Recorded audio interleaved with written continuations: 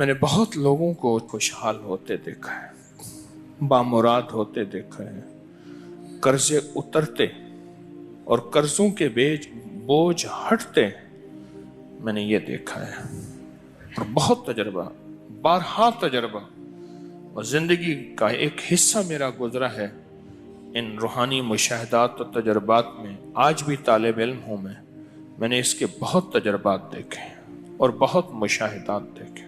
آپ اس پہ time note کیجئے گا، کبھی بھی 10 منٹ سے زیادہ نہیں لگتے۔ توجہ سے دھیان سے پڑھیں بھی تو 10 منٹ لگتے ہیں۔ جو چاہتا ہے کہ میری نسلیں خوشحال ہو جائیں اور میری زندگی خوشحال ہو جائے، خوشحال بھی کیسی ہو؟ خوشحال بھی ایسی ہو کہ کسی کی نہ جیب پہ نظر پڑے، نہ کسی کی امداد ہو، نہ کسی کی مدد ہو، نہ کسی کا ہاتھ اوپر کا ہو اور میرا نیچے کا ہو۔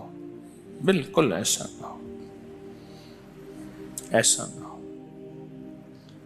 اللہ غیبی نظام چلاتا ہے، اس کے خزانوں میں کوئی کمی نہیں ہے۔ اللہ غیب سے اور غیبی نظام چلاتا ہے اور غیب سے عطا کرتا ہے۔ لیکن جو میرا تجربہ ہے خوشحالی کے لیے، اس کی ایک وجہ اور بھی ہے۔ انسان اس وقت کچھ مصروف ہو جاتا ہے، اس کی زندگی میں مصروفیت ہوتی ہے۔ کتنے لوگ ایسے ہیں جنہوں نے آج تک سورج نکلتے نہیں دیکھا۔ ایک صاحب مجھ سے کہنے لگے، تسبیح خانے میں آنے کے بعد میں عید پڑھنے لگا، کیونکہ عید تو وہ پڑھ دے جو صبح اٹھے، میں تو رات کے آخری پہر کو سوتا ہوں اور دن کے کتنے بجے اٹھتا ہوں، میں آج تک عید نہیں پڑھ سکا۔ اب تسبیح خانے میں آنے کے بعد عید پڑھتا ہوں۔ اس کو میں نے بہت لوگوں کو بتایا اور بہت لوگوں نے اپنے تجربات مجھے بتائے اور مشاہدات مجھے بتائے۔ میں نے کئی لوگوں کو صرف چاشت کے عمل سے، فرض نماز تو پڑھتے ہیں، نوافل میں چاشت کے عمل سے خوشحال ہوتے دیکھا ہے۔ فجر کی نماز کے 1 گھنٹے بعد چلو طے کر لیں اشراق ہے، اشراق کے 1 گھنٹے کے بعد چاشت، بس آسان آپ کو طریقہ بتا دیں۔ فجر کے 1 گھنٹے کے بعد کیا؟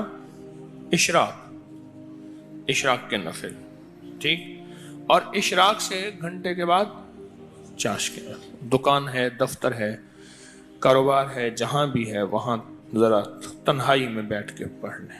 اور چاشت کے کتنے نفل ہوتے ہیں؟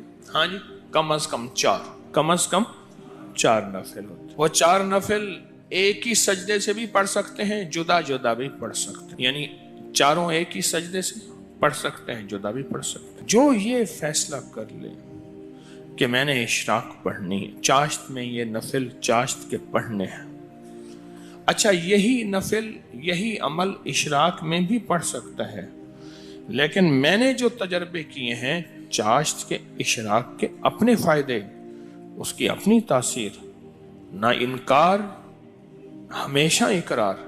اب چاشت کی ایک رکعت میں جو بندہ چاشت کی رکعت میں 1 بار علم نشرح اور 1 بار قل هو اللہ، بس کوئی مشکل نہیں۔ یہ آج میں آپ کو عمل بتا رہا ہوں۔ پہلی رکعت میں سورۃ فاتحہ کے بعد 1 بار علم نشرح اور 1 بار سورۃ اخلاص، سورۃ قل هو اللہ۔ پھر دوسری رکعت میں سورۃ فاتحہ کے بعد 1 بار علم نشرح، 1 بار قل هو اللہ۔